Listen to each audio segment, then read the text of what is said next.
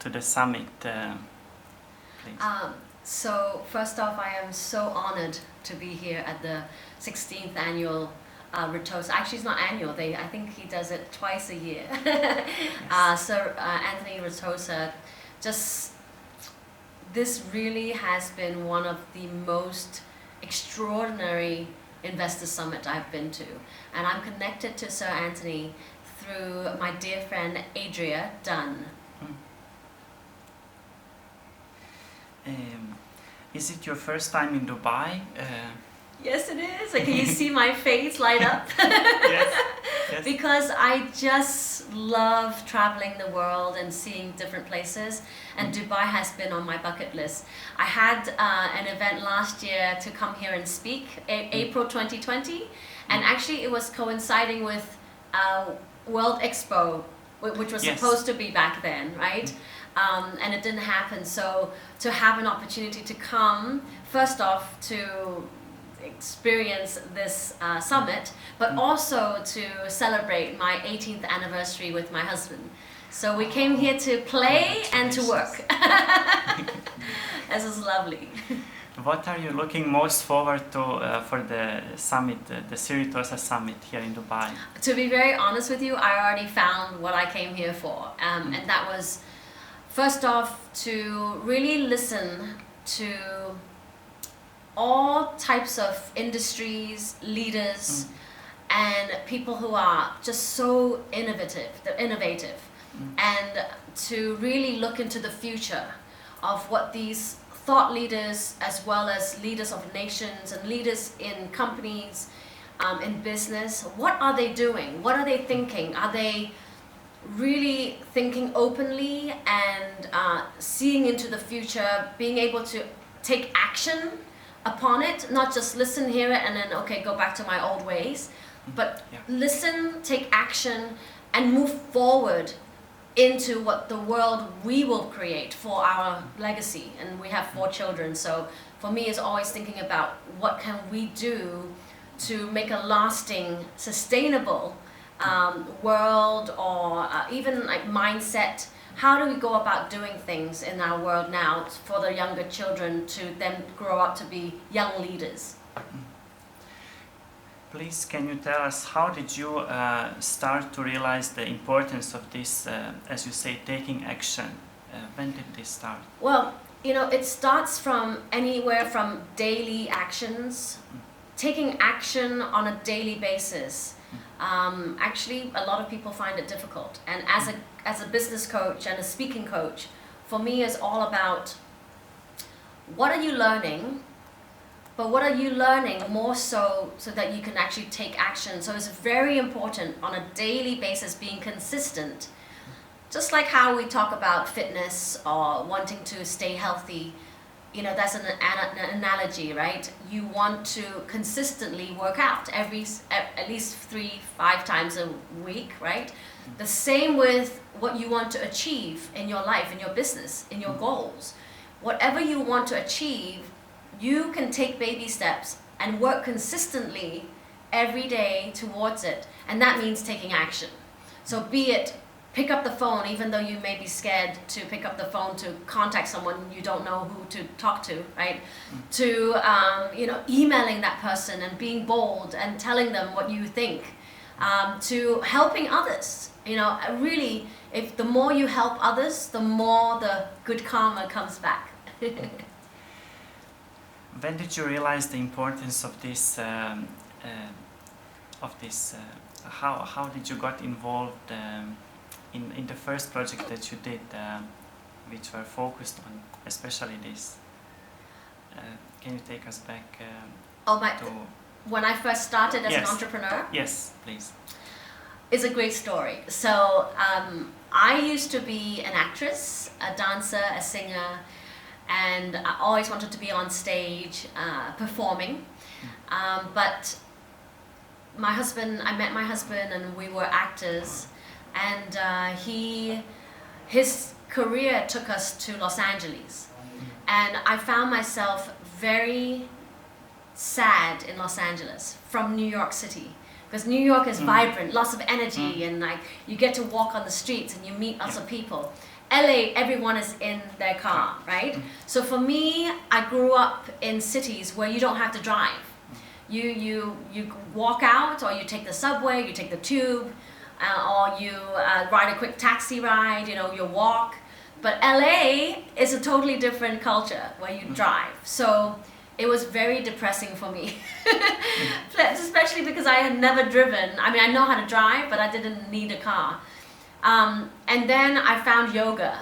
Yoga was a source for me to really understand and get spiritual with life and with the world.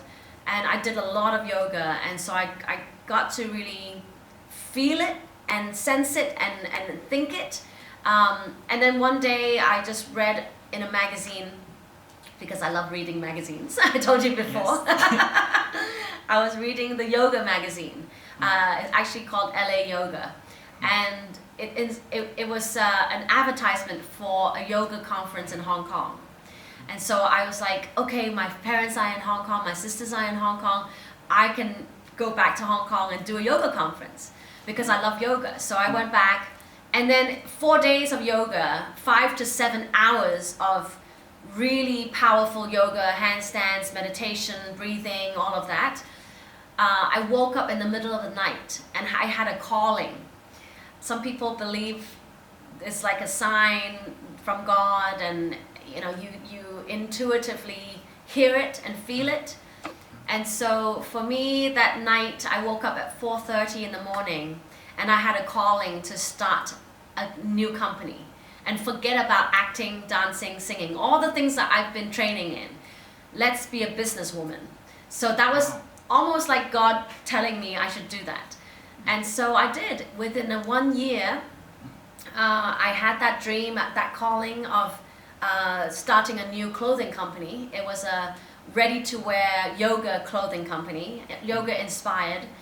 And I had in my dream, I knew exactly what I wanted to draw, and I wasn't a designer, but I knew what I wanted. And that's the thing, you don't have to go to school in order to go and be a successful business person. You can learn on the job, which is what I did. I went to the bookstores, I just asked around, I learned from my friends, from people who, mentors, people who have done it. And I started my first company called Chakras by Didi. And it was, I traveled around the world selling yoga-inspired clothing, meeting a lot of people from the yoga world. And then in 2018, I sold the company, and I really fully became a speaker, coach, author, TV and movie producer, and now I associate my title mostly with an investor. I'm an angel investor. Angel investor. Yeah. What does that mean, please? Can you elaborate? Angel investor is somebody who is private equity. Okay. So you are spending your own money on ideas and companies that you really believe in, and even people. Actually, it's most importantly the person that you believe in. So I have been very blessed in the last year and a half during COVID to come across a few companies that are going to become unicorns. And in America, I don't know if it's in the world, when you say a unicorn, it means that the company is going to become $1 billion evaluation. So it's one of those huge companies, like Coca-Cola is a unicorn, like the Marriott Hotels is a unicorn, or BMW, like those really big names that those are unicorns. And I've been very blessed, I think, in the last 18 months to come across the future unicorns. So watch out. Okay. Yes. Yes. And beside all these roles that you have, you are also involved with a lot of sustainable work and UNICEF as well, as I understood. Yes, so more so with UN sustainability.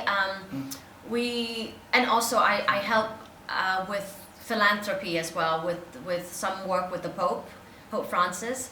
But sustainability have two ways of understanding it. One is, how do you sustain something and maintain so that it will not become worse? You sustain, right? Like most easy to understand is, can you keep at your weight? I always like to go to fitness for people to understand, because we are all humans. We all know, Yes. if you sustain, that means you should eat at least, for a woman, maybe 1,200 to 1,500 calories a day, and you work out, so you sustain your weight, right? But in the world of business and philanthropy and moving forward and innovation, I think we're talking really about sustainability. How can we sustain the natural resources, the nature, and how do we sustain the climate as well, right? So those are huge conversations that we are having in a summit like this one. This is all about, we have to be aware of what are we doing every single day that can contribute longevity to the world of sustainability. So it's not, so it's as simple as, are you switching the light off to save electricity? Are you, when you're not using it, right? People like to keep their computers on, right, on a desktop, and they don't unplug, or they're constantly plugged in for the phone, and so how can you sustain so that we don't run out of energy, right? Earlier I'd heard about a speaker talk about, we're going to run out of energy. So each human being on this planet needs to understand, and being one of the leaders in the world, I have to make it my point to teach, to inspire, how can I do it in my language to somebody, an audience member who's reading your magazine, to make them either really think, oh my gosh, she's right. So for me, language is very important, because if I use the right language and the right energy and the right stories to inspire you, it means you will probably listen to me and be inspired and take action. So I want the world to sustain, first off, mental health. I mean, it's not even about natural resources.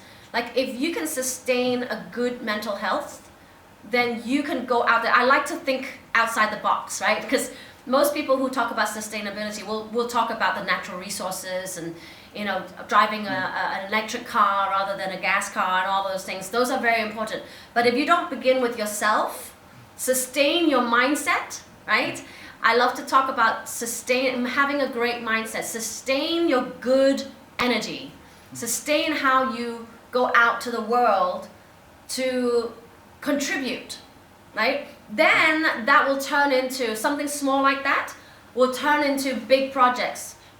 So I have a current project right now that I'm working on, which will sustain the ocean through putting in artificial coral reefs. So I love the ocean, I love dolphins, I like to scuba dive, I love being on the water, I love being on a boat. So for me, to sustain the ocean and the health of the ocean is extremely important. So we don't have fish dying in a fast pace. We can actually regrow more fish, more and more. So by putting in coral reefs and working with amazing scientists to create a beautiful environment underwater for them, so that they can have a healthy living and then they can procreate, make more fish, and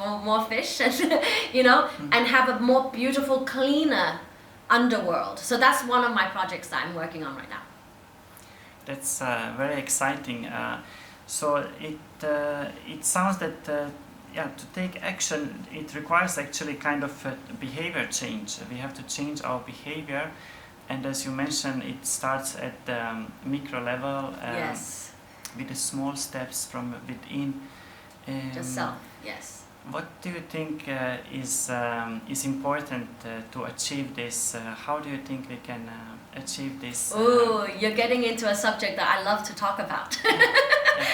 And that is relationships. It all begins with yourself. But I'm not talking about relationships with, the ones that you think about would be relationship with your husband or relationship with your friends. But what about your relationship with yourself, right? If you can be completely confident and completely happy in your own self, that's your relationship with yourself. So I have a motto. I say it as, you can be your own best friend. You must be your own best friend. which means I can go anywhere in the world by myself and I will be happy because I'm not relying on someone to give me that happiness or goodness. I'm relying on myself. So if I rely on myself and I have a great mindset, plus a community that I contribute to, beginning with my husband, beginning with my children, beginning with my parents, and my kind of tiny circle, right, of good friends, then you spread the good energy out, and it is a ripple effect. Because every time I go to a conference like this or a summit like this, I'm giving you great energy. So you're gonna walk out of this room after this interview feeling like, wow, I really enjoyed that. And what were you gonna do? You're going to go out there and then pass it on to somebody else, right? So if it begins with your mindset, with how you feel, your confidence, your self-worth, then you're gonna be open to what can come your way.